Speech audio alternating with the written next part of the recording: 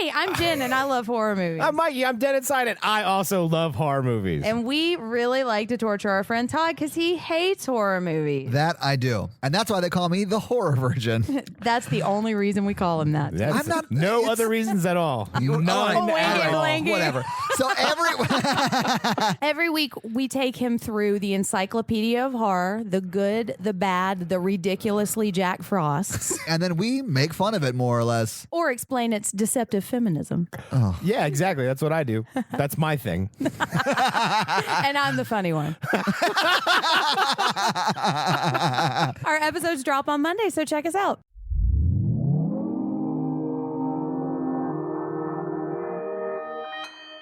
Consequence Podcast Network.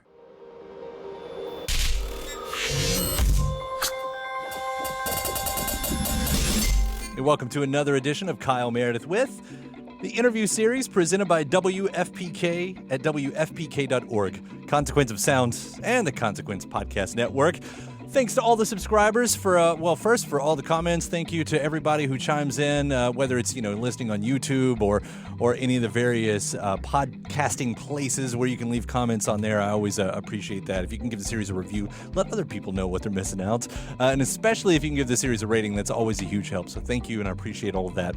And if you're not a subscriber, don't wait any longer. It is the best way to keep up with all of your favorite artists, what they're up to, what they got going on. Your preferred listening device, go to wherever you're listening to this from and hit subscribe, and we'll take care of it. New interviews every Monday, Wednesday, and Friday. I'm Kyle Meredith, and today, Hollywood Undead. Going to be talking with Johnny Three Tears about the record New Empire Volume 1. Yes, Volume 1 does imply that there is a Volume 2, and we're going to be talking about a productive time in the band's history and what's resulted in a much heavier sound. Now, this is a band who is, as Johnny will tell you, they've featured plenty of sounds over the years throughout their catalog, but there is something very heavy, very extra crunchy going on in New Empire Volume 1. So we'll hear what brought that on and how that directs even what he's singing about. As far as the heaviness goes, we'll actually pull the lens back to the broader topics. Metal has seen a resurgence, according to studies, in the past year or so. So we'll hear about why so many people are connecting it with the speed that it's going at and the state of rock in general, his thoughts on it anyway. Beyond that, it's also a time where the band are able to reimagine what and who the Hollywood Undead actually are. Bands have to move forward. So I'm going to ask Johnny what that means even beyond the music. But with the music, there was the first single, Already Dead. How does that speak to the reimagining of the band? And the title track, it's called Empire. That's a big word. That's a big word that can mean a lot of things, especially in our current environment. So I want to hear what his thoughts are on that as well. It all makes for a lovely package that arrives on Valentine's Day 2020. Speaking about New Empire Volume 1, it's Kyle Meredith with Hollywood Undead. What's up, bro? New Empire, Volume 1 of 2. So you split it up, 2 albums. Is this like an extra productive time for you? Is that why we're getting 2 records? No, it's funny is we've been trying to do a double album for 3 cycles, but it's a little more complicated, I guess, than I thought to begin with. We usually just write a lot more than we need, and sometimes a lot of that stuff sucks, to be honest with you. So there's no problem cutting the crappy material, but there's always, so like on the last record, we just put out an EP after our first CD because we had a bunch of songs that we thought we wanted people to hear and stuff. This time around, it was just, there were songs that a lot of people were pretty adamant about going on there, but we can't put, 20 songs on an album. So we asked about doing the double album, and the label was on board and our managers were on board. So we're stoked, man, because we've never done it before. And, I think both of them are great in their own right. So I'm proud of both, and hopefully we could do it more often. Next one, I want to be 3 albums back to back to back is what I'm looking for, bro. A triple album. That's incredible. I mean, it's a great time for the fans. You know what's instantly noticeable about this? You've talked about, this is the moment where you reimagine the band, but in the sound sense, like it's a much heavier sound. Like not that you haven't been heavy in the past, but this is like full on. What brought that specific direction on? Bro, we were all doing steroids. We were all juicing, so we had roid rage, not road rage. I get that too. No, I mean, I think, we're one of those bands, and everybody kind of works different. A lot of people work conceptually where they have a direction they're going to go in before they go into the studio. They have a lot of skeletons and stuff. And we kind of just go with what we feel when we're in there. So a lot of the times, our albums kind of go up and down, and it's not a purposeful practice. It's just, there's been times where we're all like, doing tons of drugs and drinking all the time, and it certainly made the music take like a darker turn, but it wasn't purposeful. And I think everything on the records or on the albums is kind of just a reflection of where we were at. So we don't go in to go, hey, let's write, some harder tracks or with these different progressions or this particular type of message. It's just kind of where everybody's at, and we feed off each other and the moment itself. So I prefer writing music that way because it's much easier to tap into what you're feeling. But everybody's different, so it wasn't a byproduct of a pre-thought-out process. It is what it is kind of thing. And the next record could be a bunch of like Huey Lewis and the News ballads for all I know. It just depends, bro. Giving it up for my baby. I can hear you all doing it now. Yeah, that's right, bro.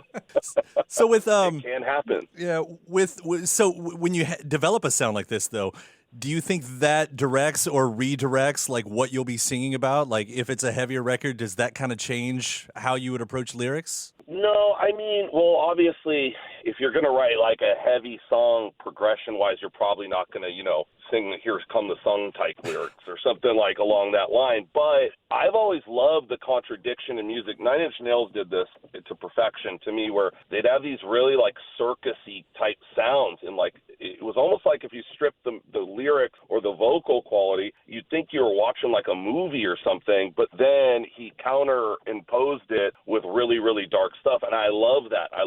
How the oxymoronic nature of songs like that. So I think that kind of happens naturally, but we certainly don't try. We have like a song called Bullet would be a good example, where the music is very major, it's very chipper, and then the song is about suicide. And I love that the way those things bounce off each other, because it kind of messes with your head. It's because you're expecting to hear, deep down subconsciously, you're expecting to hear something else.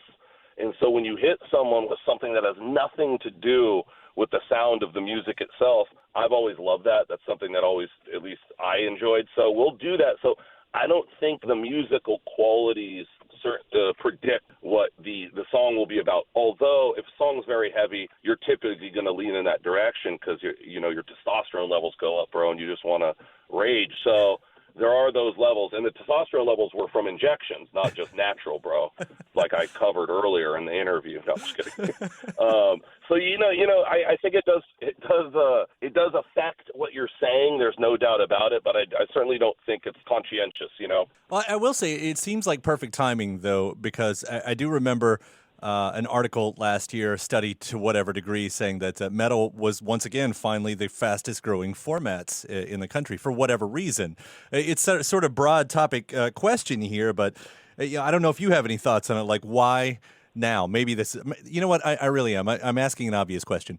Why are so many people connecting to this type of music again at this considerable speed? Well, dude, okay, metal has always been a sleeper music in a sense. So a lot of people, because the mainstream itself does not embrace the metal community, unless you're Metallica. Outside of that, there's not a lot of representation in pop culture. So a lot of people think it doesn't exist. But I'll tell you something, and I know this just from being in the music business for a long time. You can go see a rapper, for instance, with a number one single at Pop, and there'll be 200 people there. The metal community always existed. You go to a metal show, dude, the places are always packed. People always want to see it. It's actually, it's always been a great live outlet as far as going to shows and people who are really involved with music that aren't just listening to it on their drive home, but live it. So I think metal is now just kind of getting its recognition for what it's always been. I don't so much think it has gone away. I think it was always there, and people have kind of been forced to embrace it because it's not going away. Even though I'm sure there's a lot of people who don't understand it, who don't get it, who just don't understand the rage or those feelings, or haven't embraced that side of themselves yet where they let metal in. But I think it's always been there. I don't think it was ever gone, and I understand the growing aspect of it, but that really is more of a recognition of what's always been there as opposed to it just kind of came out of left field and everybody loves metal now. You know what I mean? Right. is a part of that community. It's always existed. It never went anywhere. Sometimes things, I think, popular music has certainly taken a turn towards more pop-driven, and hip-hop has grown exponentially. And that was like underground music for a long time. And even mainstream rap artists, like take Nas or the Wu-Tang, it was a pocket music. It's not like 40-year-olds are listening to this stuff now. There's tons of people who will listen to mainstream rap artists that are saying the same things, but somehow it became some more socially acceptable. And metal, I think, is important to culture because no other music provides, especially young people, with the outlet they need. They're not going to get it singing about their ex-boyfriend or whatever. These guys, you're talking about selling OZs in the projects and shit, and I get it, but people need an outlet for the angst that everybody has, and I think metal has a very big responsibility especially towards young people. So I take it seriously, and I'm glad that it's getting the recognition it deserves, but metal never went anywhere. It's almost that whole thing about, every few years when someone actually has to utter the phrase about rock and roll being dead, and it's just like the biggest eye roll that you can give, like, oh, here we are again. No, exactly. Dude, look what people go to see. Go to a rock festival. I mean, dude, there are a lot of people that love rock and roll music. It just doesn't get the pop culture recognition that does. I know, like, the Grammys, for instance, they stopped, like, televising when people win the awards for rock Grammys. It's like, what? So it's just pop culture, which has always been about as lame as it gets. The more people that like something, the more you can rely on that thing being lame, because everybody gets this group agreement that one thing's good and one thing isn't, and it's like mob rule at that point, and that's all pop culture is. One day you love something, everybody loves it, and the next day everybody has to agree to hate it because everybody else does. It's one of those things, and rock music is like a stat line on a medical piece of machinery. It goes straight. It's always been there.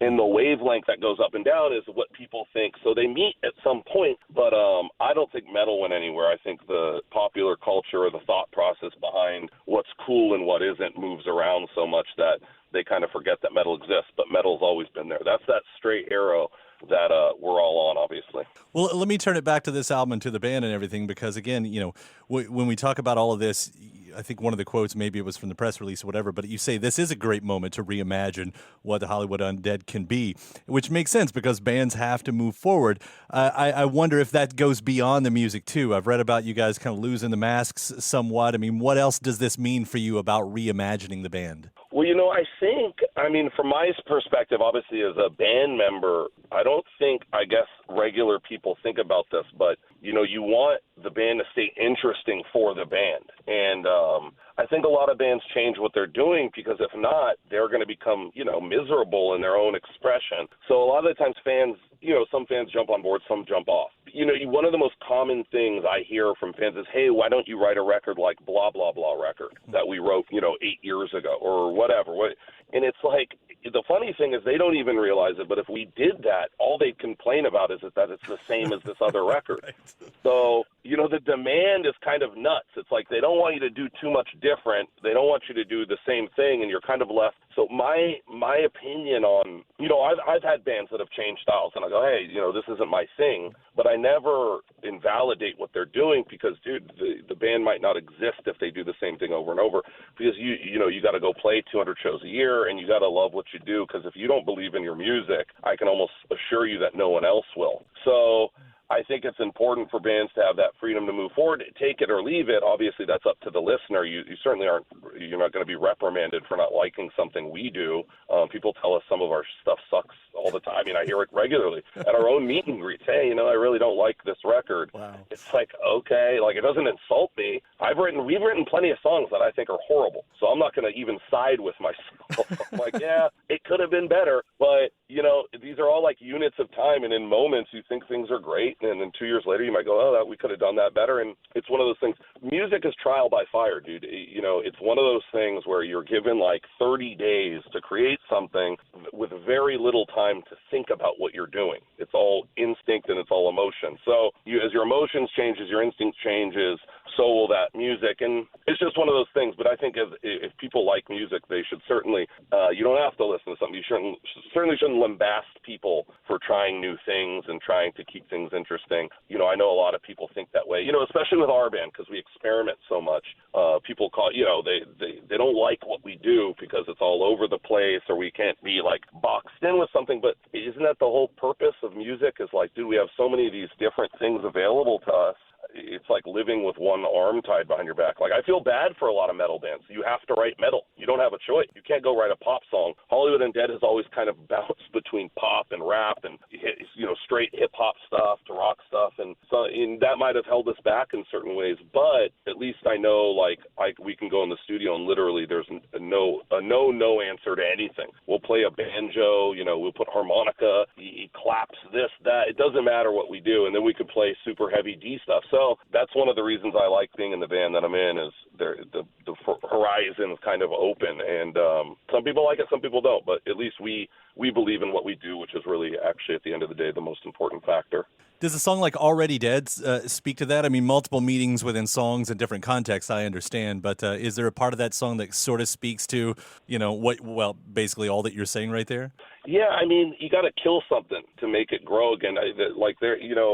Plato used to talk about this, not to get too heady, but if something isn't growing or dying, you can't hold still in the universe. You're either growing or you're dying. So Already Dead is kind of taking something down to its foundation, and not for the purpose of destroying something, but for the purpose of regrowth and birth and things like that. The rock bottom, the foundation, is where you should always build something from. So in order to build something new, we're always trying to like topple our past record. We're always building. We write a record. Okay, let's expand on that. Let's build off of that. And you end up in this really tall like house that's kind of leaning over, because everything that precedes it is under it. And I really wanted to kind of do away with all of that and say, look, let's get in the studio and pretend we've never written anything. What would we write without going, oh, we already wrote a song like this, or we already did something similar, or, you know, let's expand on this because this song did well at radio, or whatever the case may be. I really just wanted to take it back to like year zero and kind of go, hey, what would we do if we had done nothing prior? And that's kind of what happened with New Empire, for better or for worse. There's no telling at this moment like how that's going to be received, but we like the record. So if someone else doesn't, at least I'm self-assured in the fact that I do. Obviously, you always want your fans to listen to music. You always want new people to go, oh, dude, I got to check this out. This band's dope. Anybody who says different is lying. Everybody wants their fans to care about something. We're all sensitive little pussies at the end of the day. We make music, dude.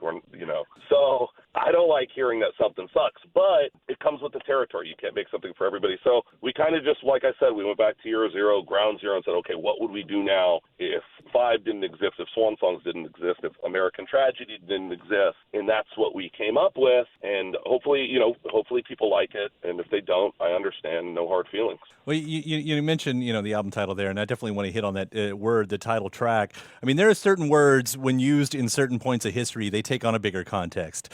Empire, I can hear that within the band context, but does it go beyond that as well? Is there a bigger contextual statement? I mean, the idea, obviously it's a very broad statement. I know what you mean. I like to think of the band and the fan base and the group we have as more than just a band, So I think there's certainly a connection. I think one of the cool things about music is that connection between the listener and the person playing the music, it kind of transcends a normal relationship. You know someone almost better than you would ever know them if you knew them personally. And it's just music. You may never even say hi to them. You may shake their hand, but you know them. And that's kind of how I look at the Empire statement, is the community itself of us and the people who feel the same things we do that we feel. And, that's not for everybody. My mom loves like jazz. She listens to like Miles Davis and blues stuff. I've never felt like a connection to it. But my mom, she listens to Miles Davis. She gets like tears in her eyes.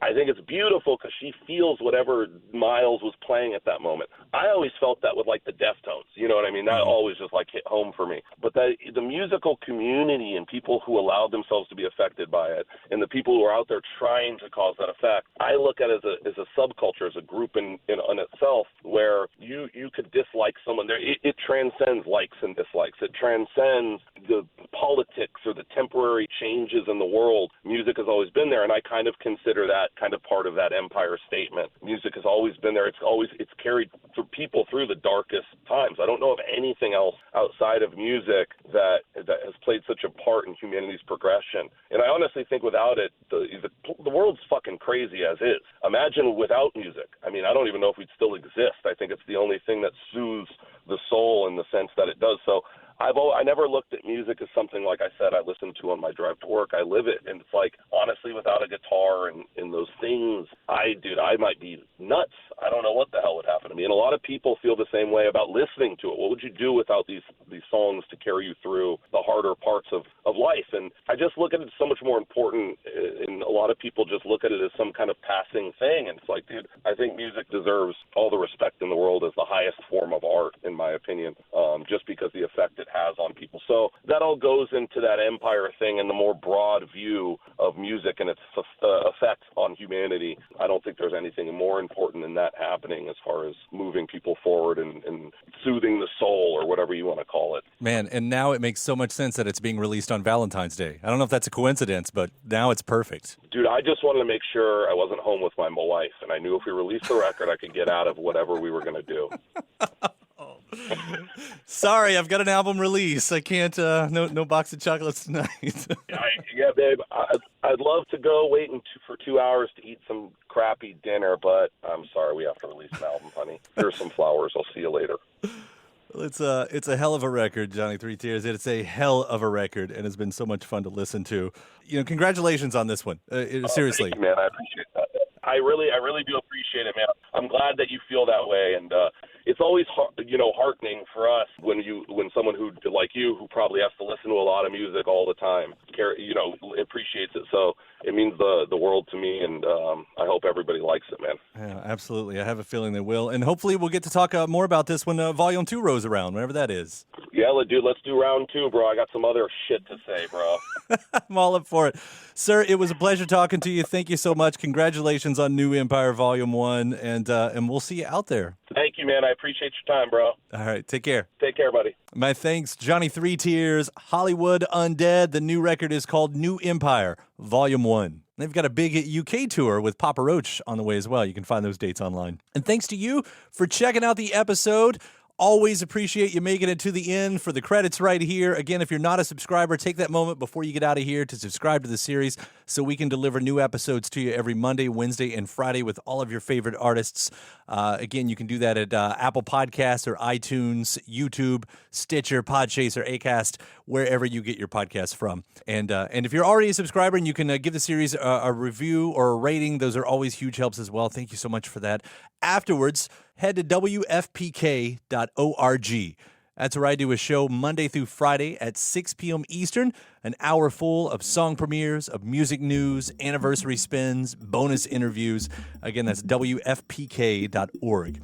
Consequence of Sound, they've got your music and film news. You can also find me on any social media platform at Kyle Meredith, and that does it for another edition. I'm Kyle Meredith. I'll see you next time.